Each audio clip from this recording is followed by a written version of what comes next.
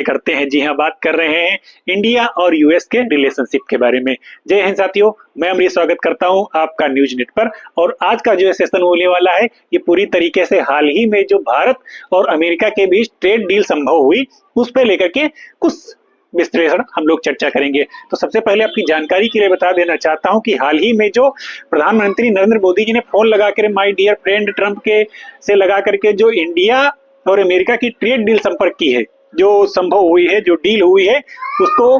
सपा मुखिया ने ढीलापन बता दिया। वो ट्रेड डील नहीं है, एक तरीके से ढीलापन है। और सरकार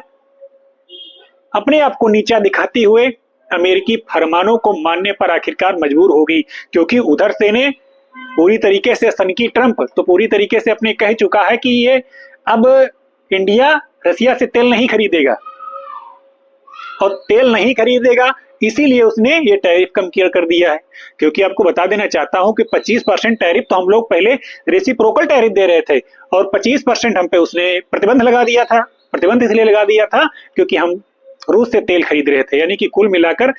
भारत को 50% टैरिफ का सामना करना पड़ रहा था, क्योंकि हम सिर्फ रसिया से तेल खरीद रहे थे। इसके लिए उसने 25% रेसिप्रोकल टैरिफ और 25% अपने दादागिरी के कारण लगा रखा था। हालांकि जब उसने यह निश्चित कर दिया अपनी बयान से ट्रंप ने कि अब रसिया से तेल नहीं खरीदेगा भारत, तेल वेनेजुला से खरीदेगा और हमसे खरीदेगा, और कई सारी अमेरिकी प्रोडक्ट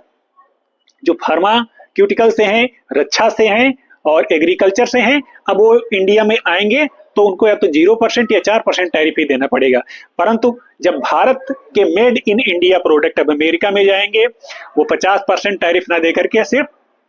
18% टैरिफ से गुजरेंगे। हालांकि माना जाता है कि आगामी आने वाले समय में यह टैरिफ कम होकर के 15% हो जाएगा, क्योंकि भारत ने अभी व्यापारिक तौर पर सिर्फ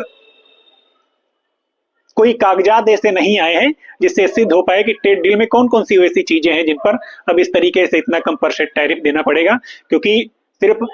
ट्रंप ने अपनी तरफ से पूरी पुष्टि की है, और इसके लिए प्रधानमंत्री नरेंद्र मोदी ने उन्हें थैंक यू भी बोला है, क्योंकि अब टैरिफ का कम देना पड़ेगा और अमेरिका में भारत के जो मेड इन इंडिया प्रोडक्ट हैं वो ज्यादा जाएंगे, जिससे भारत का रुपया मजबूत होगा और डॉलर के मुकाबले रुपए की भी एक वैल्यू होगी। हाल ही में आप लोग देख रहे थे कि डॉलर के मुकाबले रुपया लगातार गिरता जा रहा था, जिससे विदेशों में रह रहे भारतीयों को बहुत सारा नुकसान का सामना करना पड़ रहा था। हागा इसी को ठीक करते हुए अब थोड़ा बहुत रुपया मजबूत हुआ है, लेकिन इसके पीछे हम क्या